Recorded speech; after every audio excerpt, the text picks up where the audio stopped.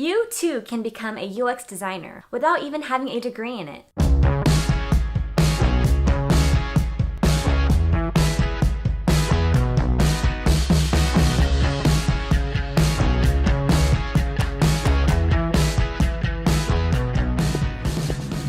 Hi, I'm Tiffany, and I'm currently a UX designer living in Silicon Valley. In this video, I'm going to share with you how exactly I became a UX designer without any background in design and how I was able to land a job in an area with the biggest tech companies of the world. First, I'm going to go over 5 main points in this video, and that's my background, getting UX certified, networking, applying for jobs, and how long it took exactly for me to get a job in UX design.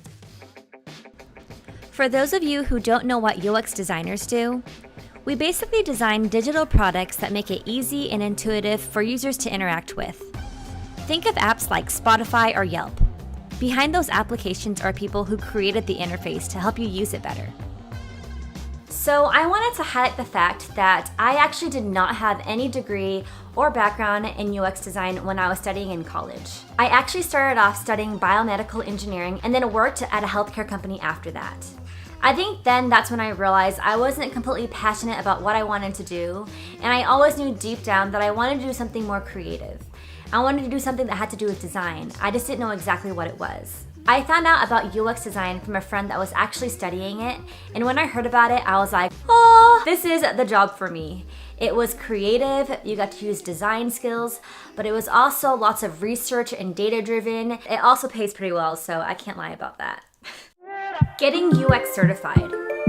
I want to touch on the fact that you actually don't need to have a UX degree or get UX certified in order to do that as your job. I found out about a really good online program called General Assembly, and General Assembly actually offers 2 types of courses. They offer the full immersive in-person course, and they also offer the online part-time course, which is the one that I took. I thought this was perfect for me because I was still able to do a full-time job while studying UX part-time and on the side. This course was extremely beneficial to me because it allowed you to learn all the basic principles about it. It introduced you to some of the most common tools in UX design, and you were also paired up with a mentor that you talk to every single week. So I highly recommend General Assembly if you can, if you're thinking about going into a UX design program. Networking with designers.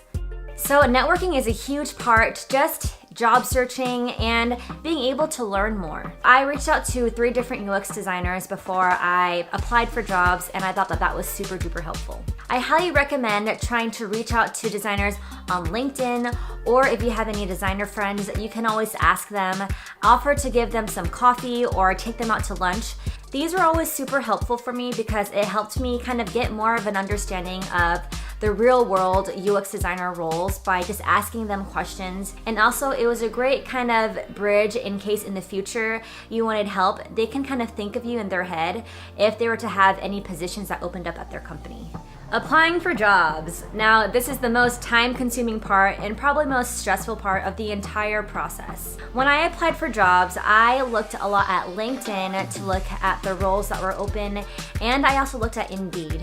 I thought these are 2 different platforms that worked best for me because I got the most luck out of it. Part of applying is also building your own UX portfolio online. I'd put a lot of emphasis on building a portfolio because most of the time, this is the thing that employers like to look at. This is a thing that sets you apart from other designers. You're able to kind of show exactly your thought process, your design aesthetics, and you can really tell an advanced designer versus a beginner designer just based solely on their portfolio.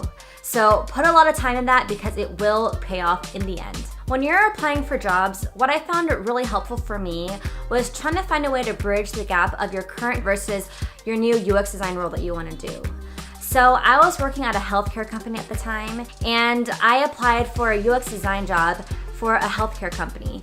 And because we had that middle ground, I was able to cater it and use it in my cover letter to talk about how healthcare was a little gap between me trying to pursue a UX degree, even though I was doing something completely different, which was engineering. Overall, it took me about 3 months to land a UX design job. Sometimes it just takes lots of patience, a little bit of luck. You can get a job within 1 month, 2 months, 3 months, 6 months, however, it's different for each person. At the end though, it's totally worth it. I finally get to wake up to a job that I love to do, and I get to work with some of the most talented designers, engineers, and most motivated people in the world, and I wouldn't change it for anything. So if you're considering a UX job, then I highly recommend you checking it out. I did this and it was the biggest, most best decision of my life.